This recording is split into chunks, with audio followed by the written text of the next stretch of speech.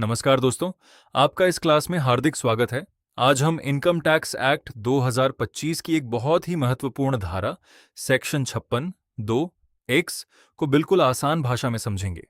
इस पूरे लेक्चर में हम इसके सभी नियम, टैक्सेबिलिटी, प्रैक्टिकल एग्जाम्पल्स और सिनेरियो बेस्ड क्वेश्चंस को स्टेप बाय स्टेप समझेंगे।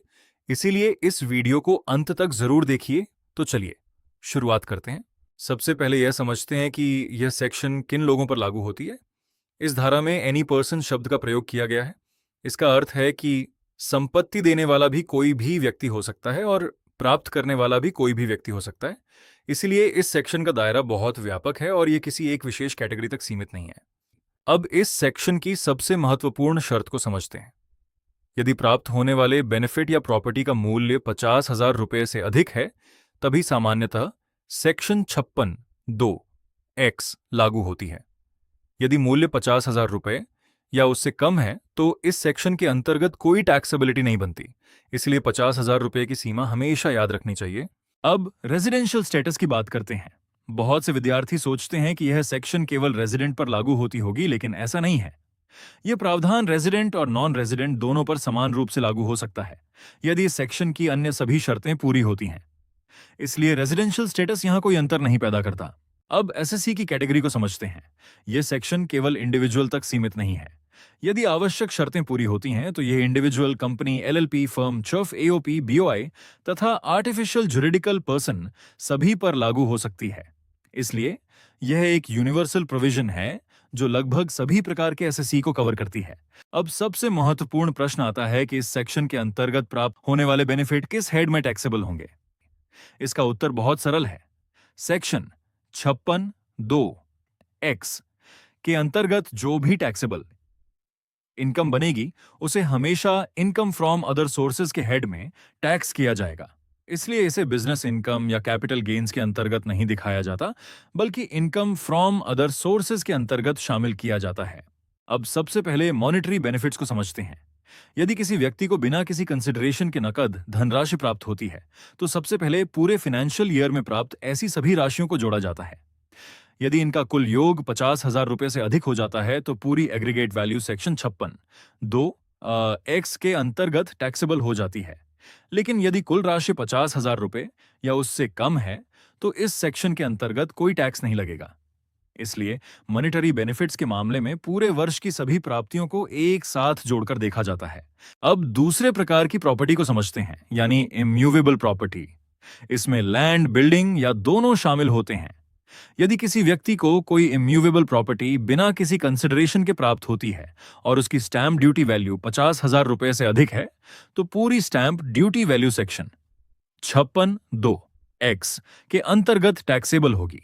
लेकिन यदि स्टैंप ड्यूटी वैल्यू 50,000 रुपये या उससे कम है तो इस सेक्शन के अंतर्गत कोई टैक्स नहीं लगेगा। इसलिए इस केस में स्टैंप ड्यूटी वैल्यू का विशेष महत्व होता है।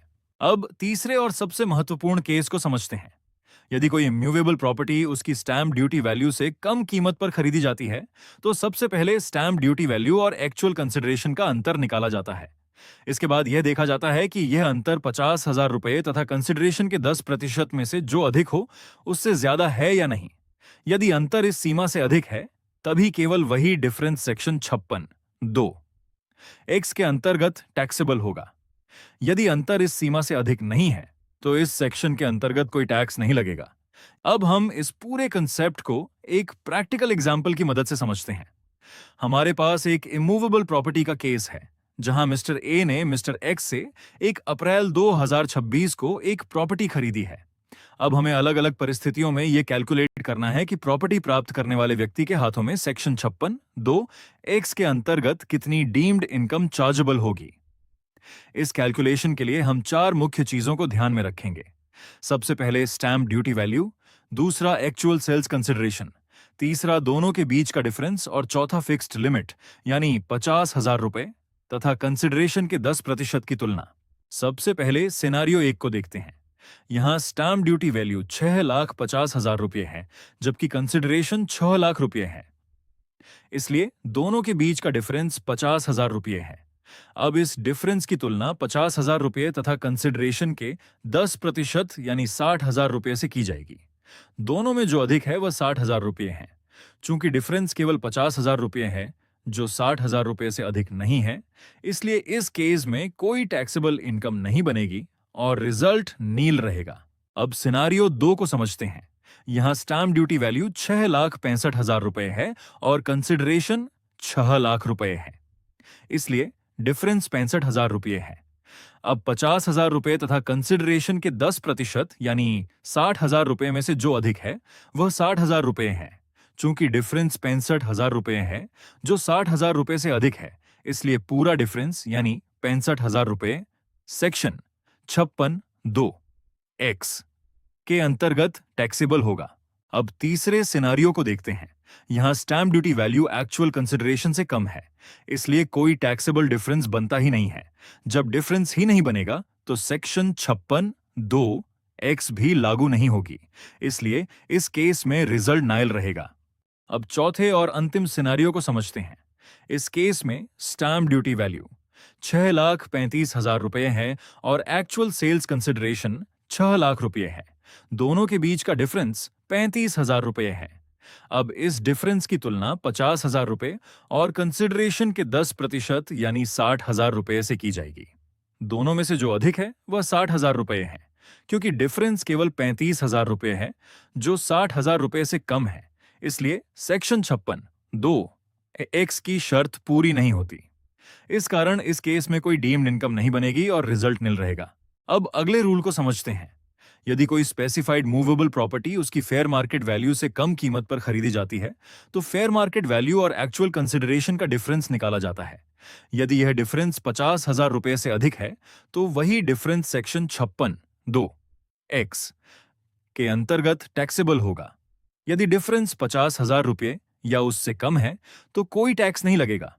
यहां भी यस ड्यूरिंग द ईयर का अर्थ है कि पूरे वर्ष के ऐसे ट्रांजैक्शंस को एग्रीगेट करके देखा जाएगा। अब अगले रूल को समझते हैं। यदि कोई स्पेसिफाइड मूवेबल प्रॉपर्टी उसकी फेयर मार्केट वैल्यू से कम कीमत पर खरीदी जाती है, तो फेयर मार्केट वैल्यू और एक्चुअल कंसिडरेशन का डिफरेंस निकाला जाता है। यदि यह डिफरेंस 50,000 रुपये से अधिक है, तो वही डिफरेंस सेक्शन 56(2)(x) के अंतर्गत टैक्सेबल होगा। यदि डिफरेंस 50,000 रुपये या उससे कम है, तो कोई टैक्स नहीं लगेगा।